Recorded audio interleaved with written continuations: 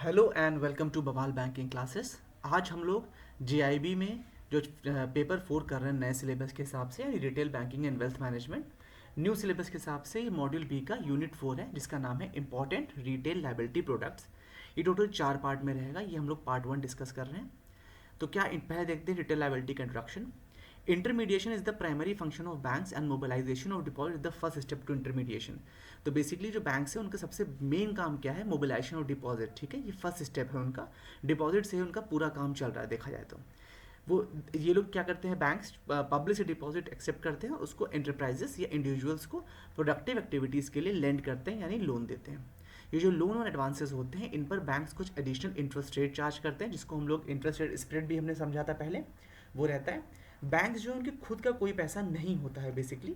वो लोग जो पैसा डिपॉजिटेड मनी होती है उसी को फर्दर लेंड करके पैसा अर्न करते हैं। ठीक है, बैंक जो है जो भी उनके पास पैसा डिपॉजिट होता है पब्लिक से, उस पर एक नॉमिनल इंटरेस्ट देते हैं, और जो लेंड करते हैं उसमें ज़्यादा हाई इंटरेस्ट चार्ज करते हैं। ये जो डिफरेंस होता है इसको इंटरेस्ट स्प्रेड भी बोलते हैं। तो जो डिपॉजिट मनी होती है बैंक के पास, वो बेसिकली बैंक की लाइबिलिटी होती है। ठीक है, इसीलिए सबसे ऊपर हमने बात करी थी इंपॉर्टेंट रिटेल लाइबिलिटी। तो जो डिपॉजिट बैंक ने ले रखा है वो लाइबिलिटी है उसका, और जो इंटरेस्ट पे पे कर रहे हैं वो डिपॉजिटर को दिया जा रहा है। साथ ही साथ जो पैसा एज ए लोन पब्लिक को डिस्ट्रीब्यूट कर रखा है या एंटरप्राइजेस को दे रखा है, वो क्या होता है? वो एसेट्स होता है बैंक के लिए। ये हम लोग पहले भी कई बार डिस्कस कर चुके हैं। Before moving further, please pause the video and go through the copyright disclaimer that this video is for educational purposes only. तो मेन रिटेल लायबिलिटी प्रोडक्ट्स क्या हैं बैंक्स के? जैसा कि ऊपर बताया भी गया है कि डिपॉजिट मेन लायबिलिटी प्रोडक्ट है। उसमें डिमांड डिपॉजिट होते हैं जो कि डिमांड पर पेबल होते हैं। टर्म डिपॉजिट होते हैं जो कि एक फिक्स पीरियड ऑफ टाइम के लिए होते हैं। या रिकरिंग डिपॉजिट होते हैं जिनमें एक रेगुलर इंटरवल पर पैसा आदमी जमा करता रहता है और फिर उसको एक फिक्स पीरियड ऑफ टाइम के बाद मैच्योर कर दिया जाता है। ये 3 तरह के जो डिपॉजिट बता दिए। इसके अलावा करंट डिपॉजिट अकाउंट होते हैं। करंट डिपॉजिट अकाउंट जो होता है वो बिजनेसमैन के द्वारा ज़्यादातर खोला जाता है, जिसमें जो ट्रांजैक्शंस हैं वो कंपैरेटिवली ज़्यादा होते हैं। इसमें डिपॉजिट, विड्रॉल, ट्रांजैक्शंस ये सब इसमें इंक्लूड होते हैं। जो करंट अकाउंट होते हैं उसमें पैसा कितनी भी बार डिपॉजिट या जमा किया जा सकता है बिना किसी नोटिस के। ठीक है, ये सेविंग में फैसिलिटी नहीं होती है। ये जो करंट डिपॉजिट अकाउंट्स जो होते हैं, ये बेसिकली क्रेडिटर्स को चेक्स वगैरह या ऑनलाइन बैंकिंग पेमेंट करने के लिए यूटिलाइज होते हैं। जो चेक रिसीव होती है कस्टमर की, वो भी इस अकाउंट में कलेक्शन पर्पस के लिए जमा करी जा सकती हैं। मेन फीचर्स क्या है करंट डिपॉजिट अकाउंट के? एक तो ये non interest bearing bank account है। इसमें जो भी पैसा जमा होगा उस पर बैंक किसी भी प्रकार का कोई भी ब्याज या इंटरेस्ट पे नहीं करता है। इसमें हायर मिनिमम बैलेंस की रिक्वायरमेंट होती है। सेविंग बैंक अकाउंट कुछ तो BSBD होते हैं तो जीरो बैलेंस होते हैं, कुछ में 1000 रुपये, 500 रुपये, 2000, अलग अलग बैंक पर निर्भर करता है। लेकिन करंट अकाउंट में किसी भी प्रकार के जो क्या नाम है, जो मिनिमम बैलेंस है वो हायर होता है कंपैरेटिवली और बैंक्स के और अकाउंट। ठीक है, अगर इसमें मिनिमम बैलेंस ना मेंटेन किया जाए तो इसमें पेनल्टी भी चार्ज होती है, जो कि हायर होती है। जो इसमें इंटरेस्ट होता है शॉर्ट टर्म फंड्स या ओवरड्राफ्ट बारो करता है बैंक से, इसके अलावा इसके एवज में उस पर अच्छा खासा इंटरेस्ट बैंक चार्ज कर लेता है। ठीक है, ये कंटिन्यूइंग नेचर का होता है, मतलब यहाँ कोई फिक्स पीरियड नहीं होता है करंट अकाउंट होल्ड करने का। साथ ही साथ ये जो है सेविंग हैबिट्स प्रमोट नहीं करता है अमंग दी अकाउंट होल्डर्स। जो बैंकर है उसको केवाईसी यानी नो योर कस्टमर की फॉर्मेलिटीज़ पूरी करनी पड़ती है करंट अकाउंट खोलने से पहले। जो मेन ऑब्जेक्टिव है करंट डिपॉजिट अकाउंट का, वो इसलिए है जिससे कि बिजनेसमैन अपना डेली ट्रांजैक्शंस को स्मूथली रन कर सकें। ठीक है, नंबर ऑफ ट्रांजैक्शंस पर या अमाउंट कितना डिपॉजिट होता है, इस पर किसी भी प्रकार का कोई रिस्ट्रिक्शंस नहीं है करंट अकाउंट में। साथ ही साथ इसमें कितने नंबर ऑफ विड्रॉल हो सकते हैं, इसमें भी कोई रिस्ट्रिक्शंस नहीं है। हालांकि सफिशिएंट अकाउंट में फंड होना चाहिए। करंट डिपॉजिट अकाउंट का जो है उसके लिए क्या क्या एडवांटेज है एज ए कस्टमर।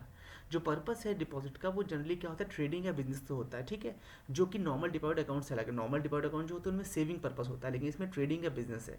तो बेसिकली ये जो है ये मोबिलाइज करते हैं जिससे कि बिजनेस बेहतर हो सके, तो कस्टमर्स के लिए इस पॉइंट ऑफ व्यू से अच्छा है।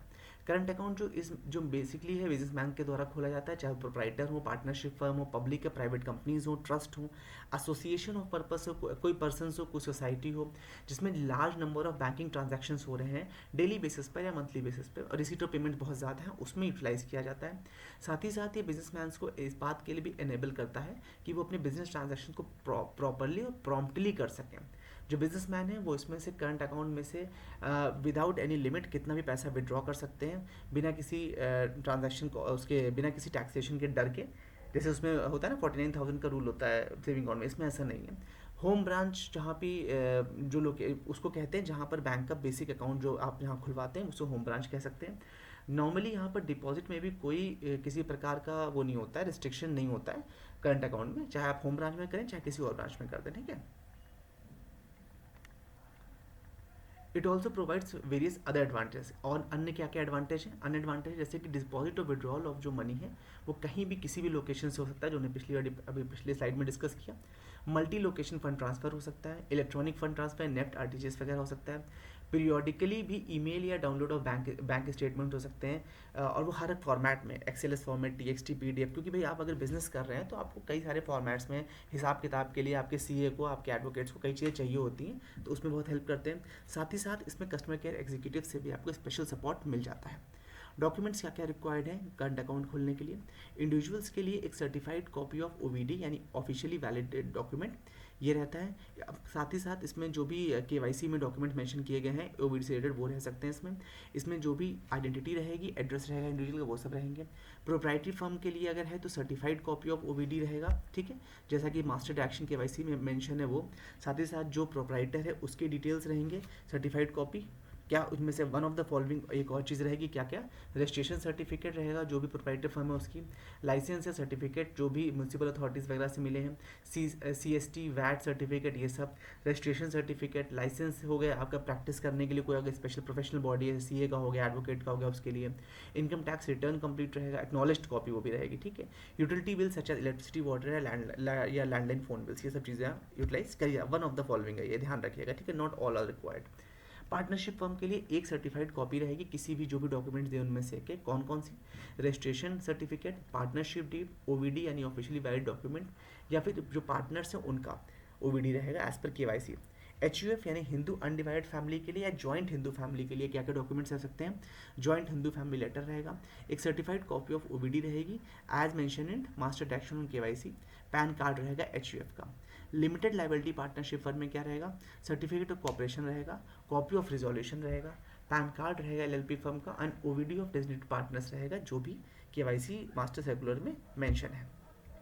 लिमिटेड कंपनीज के लिए क्या क्या डॉक्यूमेंट्स चाहिए? एक सर्टिफाइड कॉपी चाहिए किन डॉक्यूमेंट में, जो भी नीचे मेंशन है उनमें से कोई भी एक, या तो सर्टिफिकेट ऑफ इनकॉर्पोरेशन हो सकता है, certificate of commencement of business हो सकता है, MOA यानी मेमोरेंडम ऑफ एसोसिएशन हो सकता है, AOA यानी आर्टिकल ऑफ एसोसिएशन हो सकता है, ठीक है। रिजोल्यूशन है अगर कोई बोर्ड ऑफ डायरेक्टर्स का तो वो पावर ऑफ अटॉर्नी हो सकता है, OVD हो सकता है सच एज मैनेजर्स या ऑफिसर्स एम्प्लॉयज जो भी उसको होल्ड कर रहे हैं अटॉर्नी के पास है उनका, या फिर pan card of the entity यानी कि जो लिमिटेड कंपनी उसका। कोऑपरेटिव सोसाइटीज़ के लिए क्या रहेगा? सर्टिफिकेट और रजिस्ट्रेशन एसोसिएशन रहेगा, ठीक है। बायलॉज की कॉपी रहेगी, जो भी रिजोल्यूशन है मैनेजिंग कमेटी का वो रहेगा, और लिस्ट ऑफ मेंबर्स या मैनेजिंग कमेटी रहेगी वो रहेगा। ये सब चीज़ें इसमें चाहिए होती हैं। चैरिटेबल या पब्लिक ट्रस्ट के लिए एक सर्टिफाइड कॉपी रहेगा, जो भी डॉक्यूमेंट बताए गए नीचे उनमें से, कैसे? Registration certificate, trust deed, OVD यानी officially valid document. Transgender persons के लिए ये इंपॉर्टेंट है, ये देख लीजिएगा। बैंक्स जो है उनको एडवाइस किया गया RBI की तरफ से, जजमेंट डेट दी गई है 15 अप्रैल 2014। सुप्रीम कोर्ट ने ये कहा है कि नेशनल लीगल, एक केस था national legal service authority versus union of India and others, AI2, ये आपको केस नंबर इंपॉर्टेंट नहीं है, उस नहीं है, उसमें कहा गया है कि सभी ट्रांसजेंडर पर्सन्स को एज अ थर्ड जेंडर आपको डील करना है, ठीक है, और उसी हिसाब से उन्हें उनको सर्विसेज देनी है। बैंक को कहा गया है कि थर्ड जेंडर को अपने सभी एप्लीकेशन फॉर्म्स वगैरह में ऐड करना है, ठीक है, मतलब उन्हें किसी प्रकार का बायस्ड अप्रोच नहीं रखना है। अपार्ट फ्रॉम अब जो भी हमने ऊपर चीज़ें बताई, बिजनेस एंटिटीज़ करंट अकाउंट्स जो है वो इन चार चीज़ों कंप्लीशन करते हैं तो भी खोल सकते हैं। कहाँ कहाँ खोल सकते हैं? शेड्यूल कमर्शियल बैंक्स में, अपेक्स कोऑपरेटिव बैंक में, डिस्ट्रिक्ट कोऑपरेटिव बैंक में, लैंड मॉर्गेज बैंक में, RRBs में, अर्बन कोऑपरेटिव बैंक्स में, और साथ ही साथ जो गवर्नमेंट डिपार्टमेंट्स हैं वो सब भी वहाँ भी खुला सकता है। With this we have come to an end. Please watch the next part to get a better understanding of this chapter. Thank you so much for your valuable time. Do like, share and comment on the video and subscribe to the channel.